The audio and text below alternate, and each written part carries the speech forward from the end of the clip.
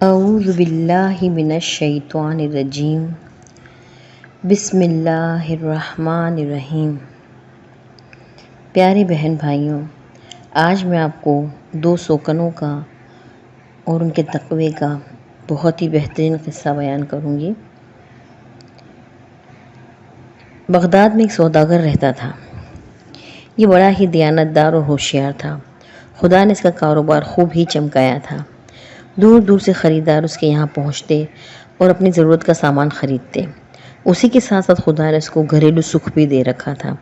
اس کی بیوی نہایت خوبصورت، نیک، ہوشیار اور سلیقہ مند تھی۔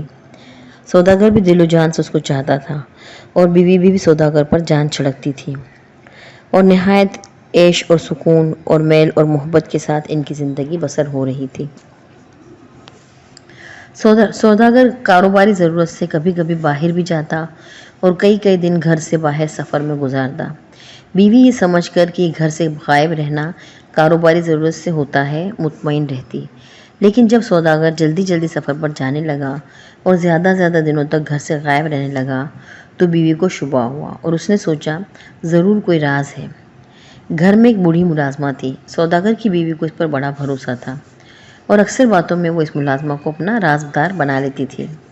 ایک دن اس نے بڑھیا سے اپنے شبے کا اظہار کیا اور بتایا کہ مجھے بہت بے چینی ہے۔ بڑھیا بولی، اے بی بی، آپ پریشان کیوں ہوتی ہیں؟ پریشان ہوں آپ کے دشمن۔ آپ نے اب کہا ہے، دیکھیے میں چٹکی بجانے میں سب راز معلوم کیے لیتی ہوں۔ اور بڑھیا ٹو میں لگ گئی۔ اب جب سوداگر گھر سے چلے تو یہ بھی پیچھے لگ گئی، اور آخرکار اس نے پتہ لگا لیا کہ سوداگر صاحب نے دوسری شادی کر لی ہے اور یہ گھر سے غائب رہنے کا سبب ہے، اور یہ اپنی نئی بیوی کے پاس ہوتے ہیں۔ بڑھیا یہ راز معلوم کر کے آئی اور بیوی کو سارا قصہ بیان کیا۔ سنتے ہی بیوی کی حالت غیر ہو گئی۔ سوکن کی جلن مشہور ہی تھی، لیکن جلد ہی اس بیوی نے اپنے آپ کو سنبھال لیا اور سوچا کہ جو کچھ ہونا تھا وہ ہو چکا، اب میں پریشان ہو کر اپنی زندگی کیوں اجیرن بناؤں۔ اور اس نے میاں پر قطعاً ظاہر نہ ہونے دیا کہ وہ اس راز سے واقف ہے۔ وہ ہمیشہ کی طرح سوداگر کی خدمت کرتی رہی اور اپنے برتاؤ اور خلوص اور محبت میں ذرا فرق نہ آنے دیا۔ دوسری طرف سوداگر نے بھی اپنی بیوی کے حقوق میں کوئی کمی نہ کی، اپنے رویے میں کوئی تبدیلی نہ آنے دی، اور ہمیشہ کی طرح اسی خلوص اور محبت سے بیوی کے ساتھ حسن سلوک سے رہا۔ شوہر کے اس نیک برتاؤ نے بیوی کو سوچنے پر مجبور کر دیا، اور اس نے یہ طے کر لیا کہ وہ شوہر کے اس جائز حق میں ہرگز درار نہ ڈالے گی۔ اس نے سوچا کہ آخر میاں مجھ سے ظاہر کر کے بھی دوسرا نکاح کر سکتے تھے۔ میاں نے اس طرح چھپا کر یہ نکاح کیوں کیا؟ اس لیے کہ میرے دل کو تکلیف نہ ہو، میں سوکن کے جلابے کو برداشت نہ کر سکوں گی۔ کتنا پیارا ہے میرا شوہر، اس نے میرے جذبات کا کتنا خیال رکھا، پھر اس نے اس کی نئی دلہن کی محبت میں مست ہو کر میرا کوئی حق بھی تو نہیں مارا، اس کے سلوک اور محبت میں بھی تو کوئی فرق نہیں آیا۔ آخر مجھے کیا حق ہے کہ میں اس کو اس حق سے روکوں جو اس کو خدا نے دے رکھا ہے؟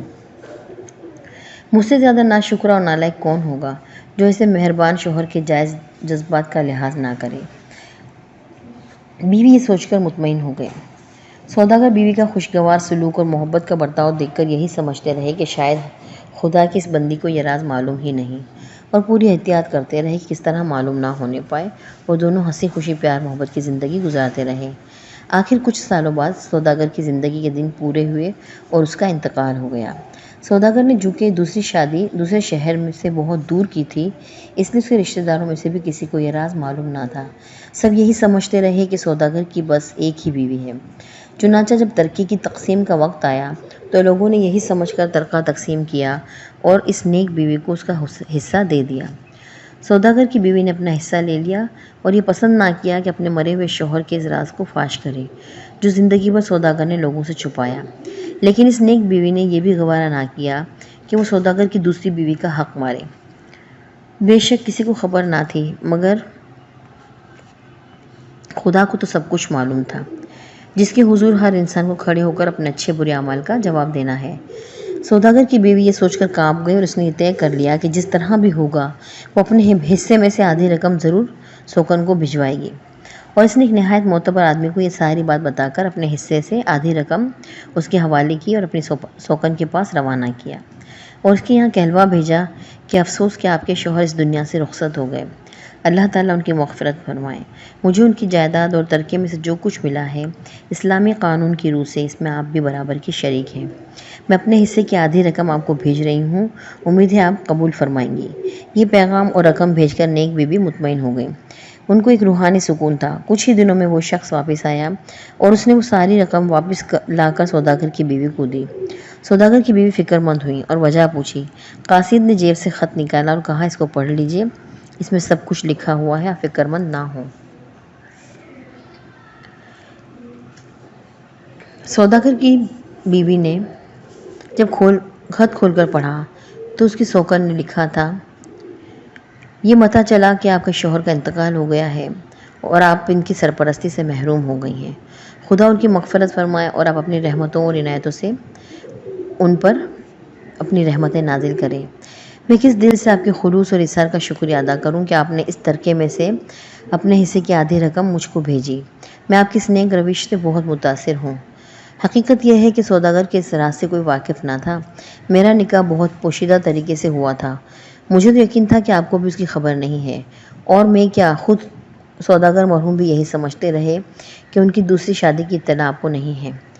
اب آپ کے اس خط سے یہ راز کھلا کہ آپ ہمارے راز سے واقف تھیں۔ آپ کو ضرور اس واقعے سے تکلیف پہنچی ہوگی، لیکن اللہ اکبر، آپ کا صبر اور ضبط۔ حقیقت یہ ہے کہ آپ نے جس صبر اور ضبط سے کام لیا اس کی نظیر نہیں ملتی۔ کبھی آپ نے یہ ظاہر نہیں ہونے دیا کہ آپ ہمارے اس راز سے واقف ہیں۔ آپ کا یہ اصرار اور تحمل واقعی حیرت انگیز ہے۔ میں آپ کے اس عمل سے بہت متاثر ہوں۔ دولت کس کو بری لگتی ہے، لیکن آفرین ہے آپ کی ایمانداری کو، یہ جانتے ہوئے کہ میرا نکاح راز ہے، پھر بھی آپ نے میری طرف میرا حق بھیجا اور میرا خیال رکھا۔ خدا کے حاضر ناظر ہونے کا یقین ہو تو ایسا ہی ہو، اور خدا کے بندوں کے حقوق کا ادا کرنے کا جذبہ ہو تو ایسا ہی ہو۔ اچھی بہن، میں آپ کی اس دیانت، خلوص اور حق شناسی سے بہت متاثر ہوں۔ خدا آپ کو خوش رکھے اور دنیا اور آخرت میں سرخرو فرمائے۔ لیکن بہن، میں اب اس حصے کی مستحق نہیں ہوں۔ خدا آپ کا یہ حصہ آپ ہی کو مبارک کرے۔ یہ صحیح ہے کہ سوداگر مرحوم نے مجھ سے نکاح کیا تھا، اور یہ بھی صحیح ہے کہ وہ میرے پاس آ کر رہتے تھے۔ بے شک ہم دونوں نے بہت اچھے دن گزارے، لیکن ادھر کچھ دنوں سے یہ سلسلہ ختم ہو گیا تھا۔ سوداگر مرحوم نے مجھے طلاق دے دی تھی۔ اس راز کی آپ کو بھی خبر نہیں۔ میں اس خط کے ساتھ آپ کی بے مثال محبت کا شکریہ ادا کرتی ہوں۔ والسلام، آپ کی بہن۔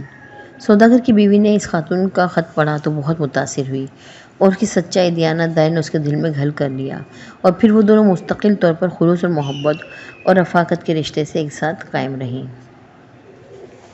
پیارے بہن بھائیوں، اس قصے سے ہم کو یہ سبق ملتا ہے کہ ہمیں اپنی طرف سے ہر ممکن کوشش کرنی چاہیے کہ ہم کسی کا حق نہ غصب کریں، اللہ تعالیٰ کو حاضر و ناظر جان کر اپنا فرض پورا کرتے رہیں۔